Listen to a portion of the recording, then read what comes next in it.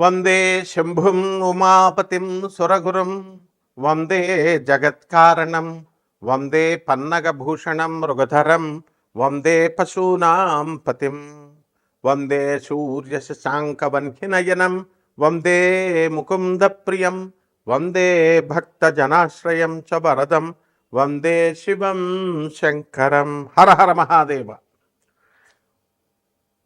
వసుదేవసుతం దేవం కంసచాణూరమర్దనం దేవకీ పరమానందం కృష్ణం వందే జగద్గురుం. ఓం నమో భగవతే వాసుదేవాయ.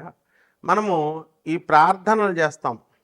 శివుడు ఎక్కడో ఆకాశంలో ఉంటాడు, లేకపోతే శ్రీకృష్ణుడు ఎక్కడో గోలోకంలో, శివుడు కైలాసంలో ఉంటాడు. మైథలాజికల్ స్టోరీస్గా మనము చదువుకుంటూ ఉంటాం. మైథలాజికల్ స్టోరీస్ కాదు నాయన అవి.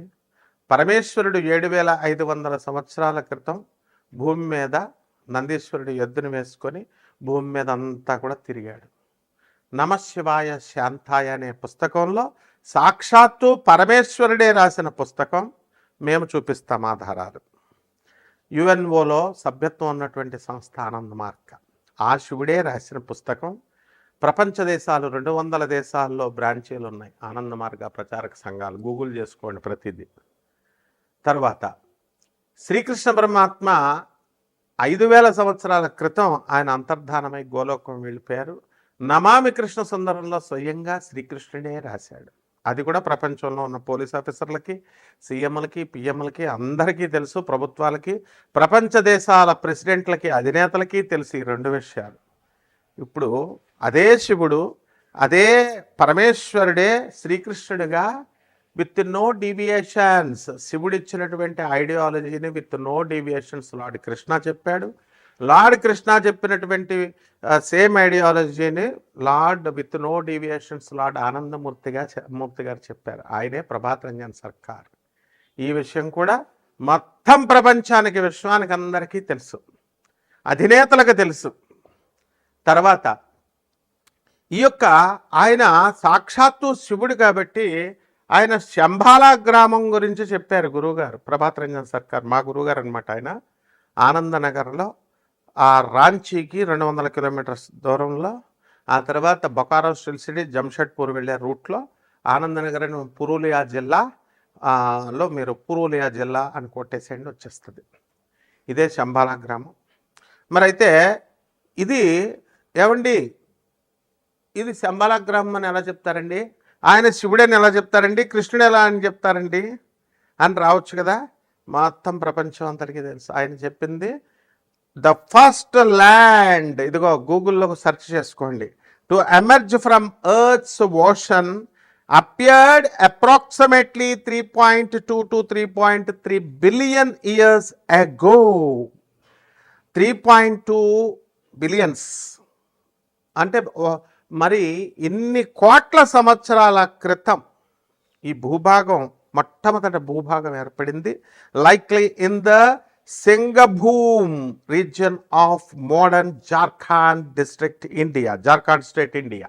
ఇది చరిత్ర చెప్పేది, హిస్టరీ. ఇది మైథాలజీ కాదు. ఇది రామాయణం కల్పితమండి, భాగవతం, మహాకావ్యం ఇవన్నీ కల్పితాలండి, పురాణాలు, కుక్కిట పురాణాలు అలా చెప్పం మనం. హిస్టరీ ఇవన్నీ చరిత్ర, నిజాలు చెప్తున్నాం మనం. గూగుల్లో చూసుకోండి. అంటే సింగభూమ్ రీజియన్ అంటారు దాన్ని.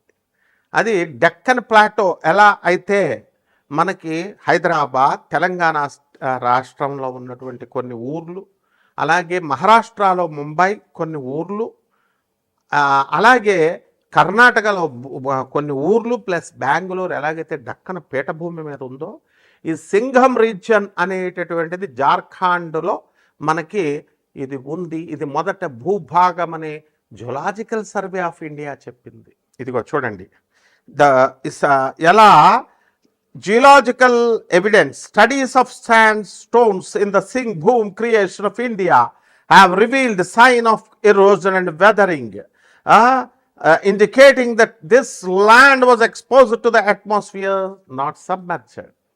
ఇది ఎంత ఉండాలమ్మా. మీకు ప్రొఫెసర్ డేవ్ అనేటువంటి ఆయన కూడా దీని మీద రీసెర్చ్ చేసి ఆధునిక కాలంలో మొన్న వీడియో ఉంది, యూట్యూబ్లో చూసుకోండి. అంటే మన గురువుగారు సాక్షాత్తు పరమేశ్వరుడే మనకి లార్డ్ కృష్ణగా వచ్చారు, మరి ఆయనే ఆనందమూర్తిగా వచ్చారు. అసలు అప్పులతో బాధపడిపోతున్నాం మనందరం కూడా. పెళ్ళిళ్ళు కావట్లేదండి ఎంత పెద్ద పోస్టుల్లో ఉన్న వాళ్ళకు కూడా, వాళ్ళ పిల్లలకు కూడా. అలాగే విడాకులు అయిపోతున్నాయండి. తర్వాత ఏమండి ఆర్థిక బాధలు బాగా, ఫ్యాక్టరీస్ నడుపుతున్నాం, మా స్థలాలు అమ్ముడవట్లేదు, మా ఫ్యాక్టరీలు అమ్ముడవట్లేదు, మా భార్య కొడుతుంది. ఇలా రకాలు ఉన్నాయి. మీకు తెలియదు, నాకు కొత్త కాదు కదా, నాకు అన్ని ఫోన్లు వస్తుంటాయి. భార్య తనులు తినేవాళ్ళు ఉన్నారు, మామగారిని కొట్టే కోడళ్ళు ఉన్నారు, అన్ని రకాలు ఉంటారు. ఎందువలనంటే ఈ మానవుడు అనేటటువంటి వాడు అక్కడ ఆ దేవతలకి రాక్షసులకి మధ్య లక్షణాలు ఉంటాయి. అలాగే మనము మంచోళ్ళు ఉంటారు, చెడ్డోళ్ళు ఉంటారు. కాబట్టి ఇక్కడ ఆ గురువు గారైనటువంటి ప్రభాత్ రంజన్ సర్కార్ మన గురువు గారు 1993లో నోబెల్ ప్రైజ్నే ఇప్పించారు. ఆయన ప్రగతిశీల ప్రయోజక తత్వం అని ఒక తత్వం ఇచ్చారు. ప్రౌట్ అని, ప్రోగ్రెసివ్ యూటిలైజేషన్ థియరీ అని. ఆ థియరీని పట్టుకొని ప్రొఫెసర్ డాక్టర్ రవిభాత్రా అని గూగుల్ చేసి చూసుకోండి, వికీపీడియా చూడండి ఆయనది. మై ఇన్ఫ్లుయెన్సర్స్ పిఆర్ సర్కార్ అని ఉంటుంది. And PROUT progressive utilisation theory మీద ఇచ్చారు. ఆయన రీసెర్చ్ చేశాడు, నోబెల్ ప్రైజ్ వచ్చింది. అంటే ట్రంప్ దేశాధ్యక్షుడయ్యుండి అమెరికా అగ్రరాజ్యంగా చెప్పుకుంటున్న ఆయన నాకు నోబెల్ ప్రైజ్ ఇవ్వండిరా బాబు అంటే నోబెల్ ప్రైజ్ రాలేదు, ఆయనకి ఎవరు ఇవ్వలేదు. కానీ మన గురువు గారు నోబెల్ ప్రైజ్ అవలేలగా తన శిష్యుడైనటువంటి, మేము చూసాం డాక్టర్ రవిభద్ర, ఇప్పుడు కూడా 90 years ఉంది, Texas south Methodist university professor, అతను రిటైర్డ్ అయ్యాడు. ఆయన ఈ నోబెల్ ప్రైజ్ విన్నర్ తెచ్చుకున్నారు. కాబట్టి మనందరం కూడా తెచ్చుకోవచ్చు ఆ యొక్క ఫిలాసఫీ మీద వర్క్ చేసి. ఇంకా ఎన్నో ఫిలాసఫీస్ ఇచ్చారు. ఫస్ట్ ఒకటి చెప్తాను. కాబట్టి మీ సమస్యల పెద్ద సమస్యలు కాదు, ఇది గుర్తుపెట్టుకోండి. నెంబర్ 1. నెంబర్ 2, సాక్షాత్తు దేవుడు ఎక్కడో లేడు, మనకి దేవుడు మన మధ్య ఉన్నాడు, స్పిరిట్గా, హోలీ స్పిరిట్గా మన మధ్య ఉన్నాడు. ఇది ప్రగాఢంగా మీరు నమ్మాలి. నమ్మకుండా మీకు వేరే ఆల్టర్నేటివ్ లేదు. కృష్ణుడు మధురలోనే పుట్టాడు, కృష్ణుడు బర్సానాలో రాధమ్మ పుట్టింది, అయోధ్యలో రాముడు పుట్టాడు. ఇవి కథలు కాదు, హిస్టరీ. అందుకే తరతరాలుగా అయోధ్య వెళ్తాం, మనము మధుర వెళ్తాం, కృష్ణ దర్శనం చేసుకుంటాం. కాబట్టి ఆఫ్టర్ ఆల్ ఈ సమస్యలు మా ఒక సమస్యలా మనకి? సాక్షాత్తు పరమేశ్వరుడే మన భూమి మీద మృత్యులోకం, మనం చచ్చిపోతాం. మనం చచ్చిపోయి తుమ్ముకొక చావు, ఒక తుమ్ము గట్టిగా రాకపోతే చచ్చిపోతాం. ఒక్క నిమిషము హార్ట్ సరిగ్గా పనిచేయకపోతే చచ్చిపోతాం. ఇలాంటి తుచ్చమైన మరణం ఉన్నాడు. మోక్షాన్ని ఇవ్వగలిగేటటువంటి గురువు ప్రభాత్ రంజన్ సర్కార్ ఆనందమూర్తి గారు. ఆయన మనకు వెళ్ళిపోతూ కలియుగంలో ఒక మంత్రం ఇచ్చారు, బాబా నామ్ కేవలం అని.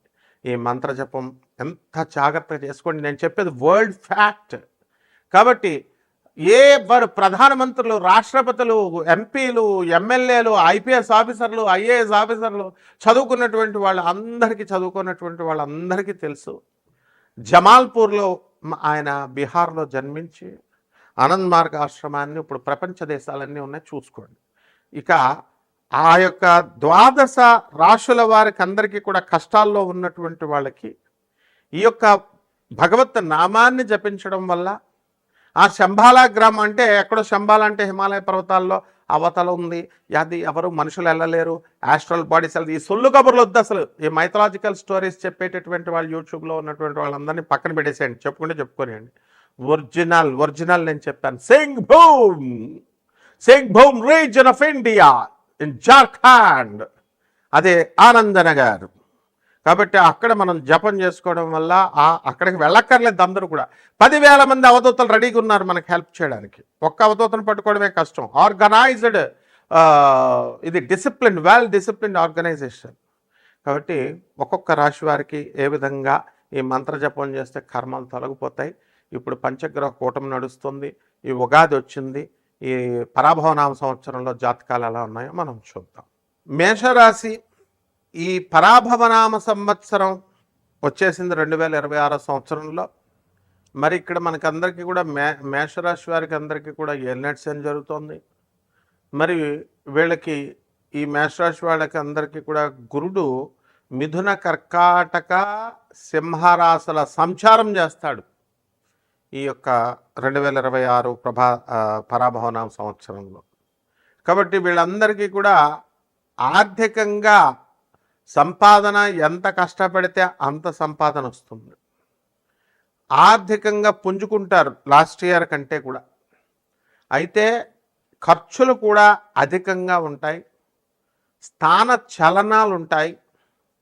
ప్రభుత్వ ఉద్యోగస్తులే కాదు, ప్రైవేట్ ఉద్యోగస్తులు కూడా వాళ్ళకి రావాల్సినటువంటి బకాయిలు అన్నీ రావడంతో పాటు ప్రమోషన్ రీత్యా అవనియండి, లేకపోతే మామూలు రెగ్యులర్ ట్రాన్స్ఫర్స్ అవనియండి, ట్రాన్స్ఫర్స్ మాత్రం అవుతాయి.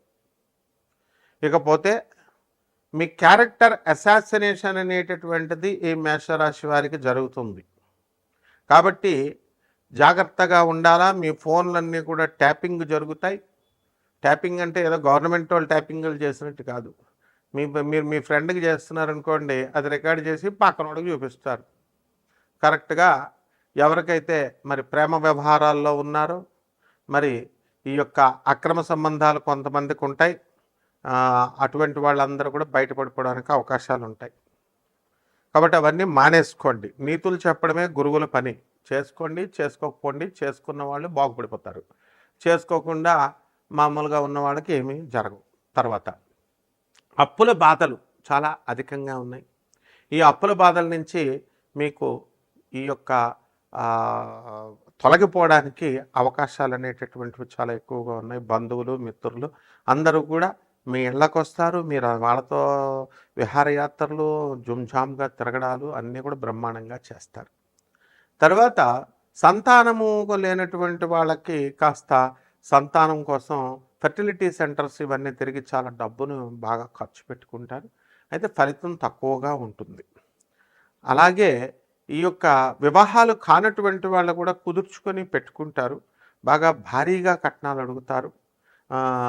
బంగారం రేటు కూడా బాగా పెరుగుతుంది అని పంతుళ్ళందరూ చెప్పబట్టి 5 లక్షల రూపాయలు 2 లక్షలు అయిపోతుంది అన్నారు కదా. అందుకని బంగారం బాగా అడుగుతారు, జాగ్రత్త. అలాగే ఈ మేషరాశి వారికి అందరికీ కూడా బంగారాలు వేసుకునే ఎగ్జిబిషన్స్ వాట్సాప్ గ్రూపుల్లో వీటిల్లో బాగా పెట్టుకునేటటువంటి వాళ్ళ ఇళ్లలో దొంగతనాలు కూడా జరగడానికి అవకాశాలు ఉన్నాయి. అంటే ఎగ్జిబిషన్ చేసుకోకండి. సో నరఘోష, నరదృష్టి కూడా తగిలేసేసి చాలా బాధలు పడాల్సినటువంటి పరిస్థితి ఉంటుంది. అపనిందలు అయిపోతారు. ఆడవాళ్ళతో అసలు మాట్లాడకండి, అసలు దరిదాపుల్లో కూడా వెళ్ళకండి. ఈ విధంగా అనవసరమైనటువంటి సంభాషణలు ఇవన్నీ వేస్ట్. మీ సంసారమే నాశనం అయిపోవడానికి అవకాశాలు ఉంటాయి. అందువలన మీరు ఆడవాళ్ళతో కూర్చొని గంటలు మాట్లాడితే భార్య ఊరుకుంటుందా?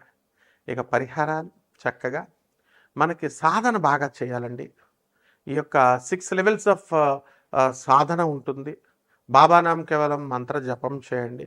అలాగే శాకిని, డాకిని, హాకిని ఇవన్నీ కూడా లోయర్ ఎనర్జీస్ ఉన్నటువంటి శక్తులు, లోయెస్ట్ ఫామ్స్లో. సో ఇవన్నీ సెలెస్టియల్ బాడీసే. సో వీటికి సంబంధించి ఇవి సాధన చేసుకున్నప్పుడు మాత్రమే మీకు ఈ యొక్క పేదవారికి, అనాథలకి, తర్వాత మనకి అందరికీ కూడా వికలాంగులకి, సాధువులకి బాగా దాన ధర్మాలు చేసుకోవాలి. మీకు ఆ సాధన గురించి కావాలనుకున్న వాళ్ళు, సీరియస్గా ఉన్నటువంటి వాళ్ళు మాత్రమే నాకు కాల్ చేయండి. మేము తప్పకుండా హెల్ప్ చేస్తాం.